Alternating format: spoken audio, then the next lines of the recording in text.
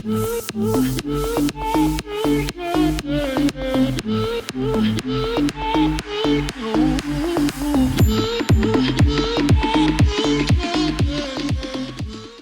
Mike, I'm going to ask you a no bullshit question. Good. And I need 3 answers. They can't be bullshit. I need them to be straightforward. Why is a business getting a virtual CFO? Good question. Good question. And you've got to give me a genuine answer here. I would never bullshit you. So number one, if you're anywhere between the revenue of 2 million to 80 million, you need a CFO because you're steering a large enough ship that you require, the additional advisory to make proper decisions, right? Because how else are you going to know? Number two is that if you need any sort of cash flow management, to do it effectively, you need someone that's sitting there day to day and actually watching the cash flow of the business so that you don't go, you need to know 3 months. If you're going to have any cash flow crunch, you should know 3 months in advance so you can accurately, go for finance, go for whatever. If you do not have that, you're going to be like dead in the water, right? The other and the third reason is that if you want to strategically grow your business, you have to set business goals, you have to set budget, you have to set strategic financial plans. If you don't forecasting properly, if you don't set those plans, you're literally just going to operate and you're just going to get what you get. And if you're lucky, great. And if you're not, well, you're done. You're like a fish in the water. What you just said is really important because, if we're getting capital for a business, whether it be debt capital or equity capital, right, we need to be able to sit down with the business and forecast what do the financials of this business look like 3 months, 6 months and 12 months from now, because investors or providers of finance want to know where their money's being deployed. You probably see it like actually a lot more, and it's probably they haven't planned in advance and they go to you, hey bro, can you get it for me like 1 month? I've got 3 weeks left to cash flow. I'm done. Do you know what I mean? They'll come to you at the end. Right? And that's the thing. Like done. Yeah, a lot of businesses come to me when they're in trouble, right, or about to get into trouble. And that's the wrong time. Like, we should be on top of these. 3 months in advance. We be executing 3 months in advance, but we want to be planning at least 12 months in advance 100%. So we know how much capital the business needs. But everyone's leaving things to the last minute. And here's the thing, right? If you leave things to the last minute, you're going to pay desperate rates. If you're in a desperate situation, you're going to be paying desperate rates. Yeah. I don't want that for my clients. What I want for them is to get the best rates possible. What I want for my investor groups as well is to have trust in the businesses that they're putting money into. Yeah. And for that, the virtual CFO role or the CFO role is critical. We'd be working together on a specific job, right? And then the first thing you would ask to me would be like, hey, I need financials. They need to be like accurate. They need to be set up. And then we need to see how much do they actually need. And if the financials, you'll put me in there and you'll say, hey, Mike, what's your true assessment? I'll be like, well, I honestly can't even see a lot of the time their financials aren't up to date. They don't have any projection of where they're going. The first thing I need to do is, how much cash do I need? I need to see 3, 6, 12 months down the track to be able to say, all right, well, they're going to need at least a funding facility of, $5 million. Otherwise, what we're going to do is we're going to go $2 million to fund the cash flow crunch that they're currently in. But then we're going to have to request again. And then we're going to have to go through this whole shit again. Like, what's the point, right? Yeah. And it's the people that aren't set up.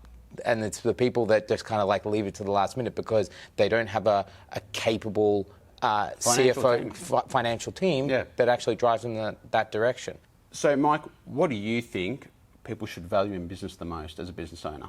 All right, let me take a drink for this last one because I think this is really important. This is fantastic, by the way. Okay, so honestly, there's a few things that I think like generally people should just value. Number one is your people, right?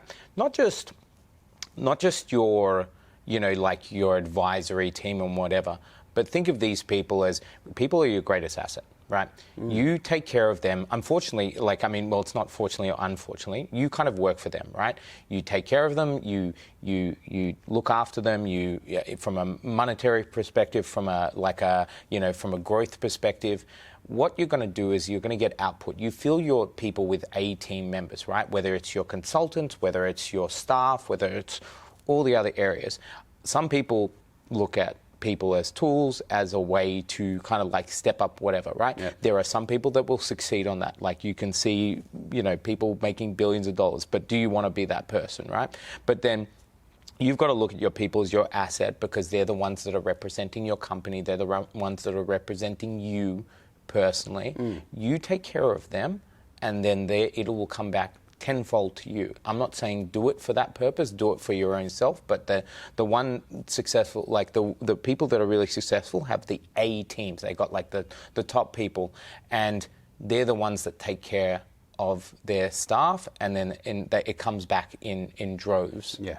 And then the other thing is that, like, assume, from a knowledge perspective, know where your gaps are, right? So you've got to know, hey, I'm not good at this, I'm good at this, or whatever.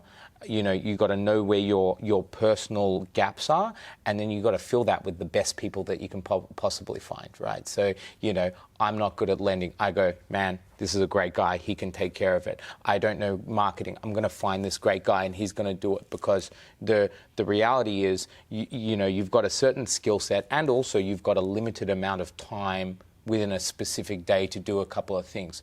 Where is your highest value things? And then work towards those, and the low value, low stuff that you can't, you're either not good at or you don't have the time to do. Find a way to outsource it, providing you have the funds to do it. You have to do it, eat shit for a bit. Yeah. You have to eat shit for a bit, but then you'll eventually get there. And the other thing is, like, make decisions quickly. Right? So your ability to make decisions and kind of go, like, if you see something's not working, fucking move. Like, move quickly. And I think there's a lot of business owners, they get stuck on that, right? Where, you maybe have forced with a hard decision, right?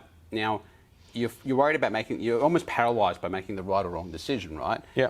But at least even if you make the wrong decision, you find out quickly that's the wrong decision, which gives you a chance to course correct. Whereas I feel a lot of business owners and a lot of people in life, they get paralyzed as to which decision to make. Yeah, and a lot of the time, once they make that decision, they're like, oh, I should have made that decision. Like, I made that decision now, and I should have made that decision 6 months ago. Don't be that person. Do you know what I mean? Like, that's... So I've given you, like, my sort of view on this. Like, I'm interested to hear, like, from your point of view, where do you think people stuff up in terms of business? Yeah. From your end? Look, I think business owners stuff up in a few areas, but one area that I think a lot of business owners stuff up in, and I've seen this with a number of people, and with clients, with friendship groups, is when they allow success to get to their head. Okay? And you know what?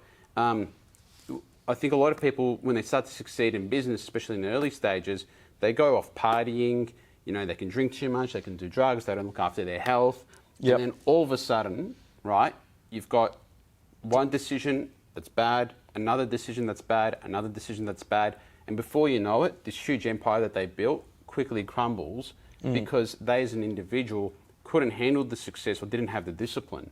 Yeah. And so one thing I would say is, if you are a business owner or entrepreneur and you're succeeding in life and in your business, don't fuck it up by going off the rails and partying too much and doing any of that stuff, because I've seen it so often where great businesses with huge potential, and these guys had absolutely huge potential, threw it all away because their brains got fried and they're off chasing the wrong things in life. And so I think discipline is a really important part of life. Do you think it's also because, like, they would go and then they would let the success go and then they just went out and spent all their money and then they just got, like, is it that kind of stuff? Yeah, like I've seen people do some stupid things. I've seen people buy, like, a number of Lamborghinis. Why do you need a number of Lamborghinis when just one's enough? Like, do I really need like 3 or 6 Lamborghinis or Ferraris or Aston Martins? I think one's enough. But in saying that, with some of the most successful people I've met and some of the wealthiest families that we've dealt with, they don't have those things, Mike. They're not travelling around in Lamborghinis and Ferraris. A lot of them are actually quite conservative and frugal in their luxury spending.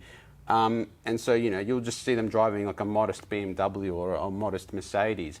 And that's sufficient enough. And that's sufficient enough, I'd rather have 100 million in the bank account than have a Lamborghini is their way of thinking, and that's the difference. Whereas a lot of entrepreneurs, they just, as soon as they make a bit of money, bang, Lambo, straight away. We're going to the dealership right now. And a lot of the time it's to impress people that don't matter, and then on that end, and then they're sitting there working there to impress, to buy these things so they can impress people, and they're not the ones they're trying to impress. They're not even their good friends, right? Correct. They're just like the external people that don't matter. Correct, because like if your friends really give a shit about you and they really care about you, they're going to love you regardless of whether you're driving a Ferrari or a Honda. It doesn't matter. They're going to love you either way because they're your genuine friend. So a lot of people, when they make a bit of money, they're trying to impress the wrong people. Yeah. And the funny thing is, some of the wealthiest people that I've met, they don't have any of these things. They're quite conservative in their spending. I appreciate that because it's the ones that are extremely wealthy are the ones that probably have the least amount of show, and if you were to look at them normally, you'd be like, they just look like a normal person. Whereas the ones that are like the medium, that just kind of like, that have it, they spend and they look the flashiest. But yeah, I agree with that. Yeah.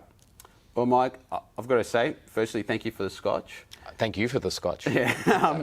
Secondly, thank you for the great conversation. Yeah. And it's been an absolute pleasure. Mate, thank you very much. Thanks,